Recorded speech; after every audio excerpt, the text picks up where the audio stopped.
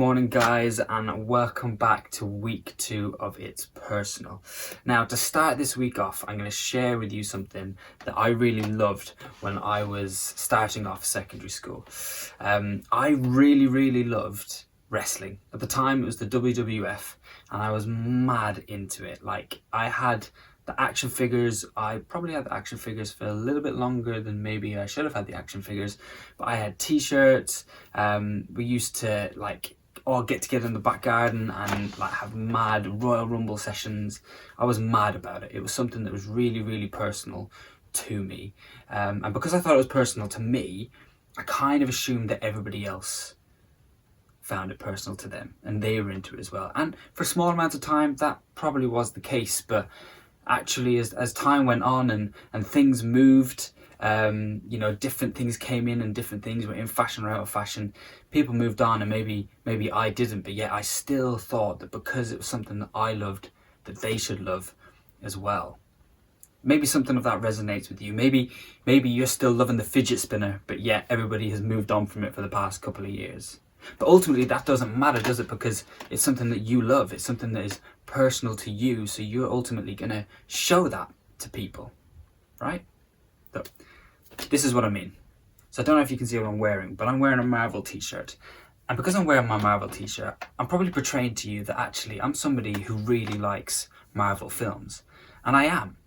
And by the fact that I'm wearing this t-shirt, it portrays to everybody around me that actually this is something that I love. You might find that it's not Marvel for you. Maybe you wear your favourite football top, and that portrays to everybody around you that you're into football. It's something you take personally. Or maybe it's you carry your camera around, and the people that see you carrying your camera around, they know that that person's really into photography. Maybe none of those resonate with you. Maybe for you it's more video games, or maybe animals, or maybe it's values that you hold really personal, like being kind, or getting good grades at school, or having really good close friends, or maybe following Jesus and coming to church. See, there's a whole host of stuff that we find that we're into, that we hold personal to us, but we can quite often also assume that because it's personal to us, it's personal to everybody else as well. If I love it and I care about it, surely other people do. Surely they have to. It's great, isn't it? But you know what? Sometimes we don't get it quite right. Sometimes we know that people aren't into the same stuff as us, but yet we still make a judgment about knowing what they care about. Take, for example, someone in your school or on your street.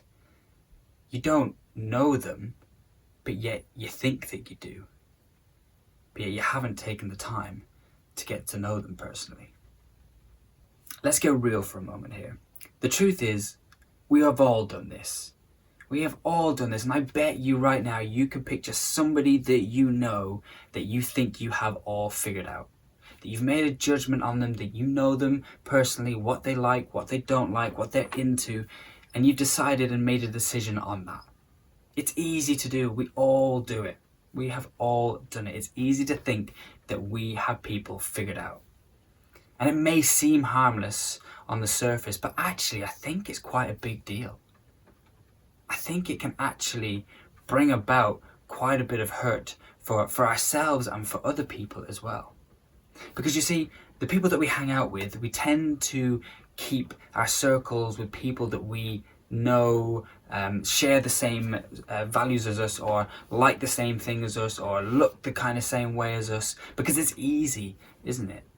It's easy to be around those people. But what we're doing in that moment is we're making a judgment on other people, and maybe neglecting ourselves from a relationship or a friendship with someone that could bring about such richness and a beautiful friendship with someone who, just because they might like something different, doesn't mean that they can't enrich our lives in some other way. We neglect ourselves from ever really experiencing that. Or maybe you sat there this morning thinking, do you know what, I kind of feel like that person that is kind of pushed out or pushed aside because maybe I don't like the same conventional things as other people, or I have different views or opinions, and actually I feel like nobody ever really gets to know me personally. You see, that's where I love this story of Zacchaeus. And I think we see Jesus kind of speak right to the heart of this matter in this interaction with Zacchaeus. Quick throwback as to what we looked at last week. See, Jesus has made his way into this town, into this village. People are gathering from near and far because they'd heard of his teaching and they wanted to catch a glimpse of this amazing man, Jesus. And then you had Zacchaeus, this tax collector. Now, people didn't like tax collectors. People didn't like Zacchaeus because they thought he was a thieving man, that he was slyly taking money from people. He was hated. People just did not like him. Even if they didn't know him, they knew what he was about, or they thought they knew what he was about, and they just automatically didn't like him. Now you see, Zacchaeus made sure that he was going to try and see Jesus because he wanted to see him. And if there was one person that we think could have easily said, I don't have time to stop and talk to you right now, Zacchaeus, it's Jesus, isn't it? But that's not what we see happen. You see, we see this moment, Zacchaeus climbs this tree, Jesus is walking through the crowds and he stops and he says this. When Jesus reached the spot, he looked up and said to him, Zacchaeus, come down immediately. I must stay at your house today. So he came down at once and welcomed him gladly. Based on how the crowd viewed Zacchaeus, what Jesus did here would have absolutely shocked them. Because you see, to the crowd, Zacchaeus was this sly, selfish, horrible little man who their assumption was that all he cared about was wealth and money. But yet that's not what Jesus saw. Jesus saw a man who was willing to rush ahead of the crowd and climb a tree. A grown man who put aside his reputation and what people thought about him and was willing to climb that tree just so that he could see a glimpse of the Saviour.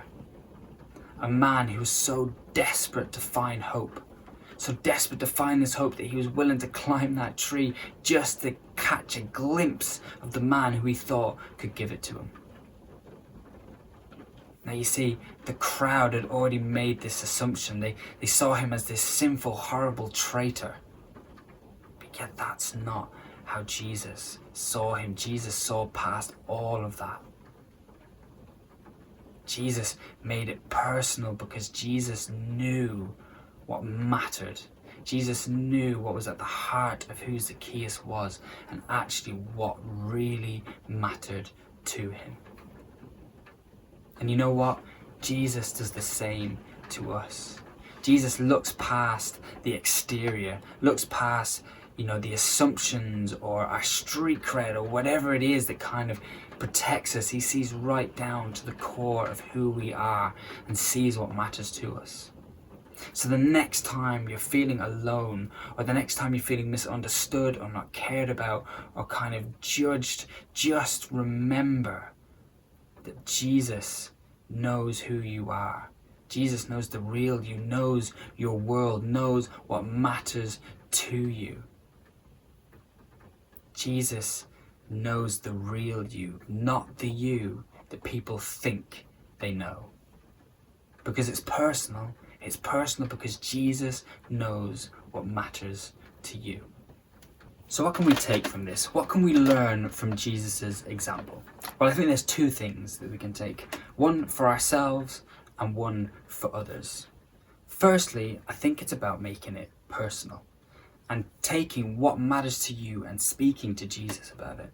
Jesus already knows. Jesus sees the heart of us, but he wants to have that conversation. He wants you to come to him and speak to him openly about it.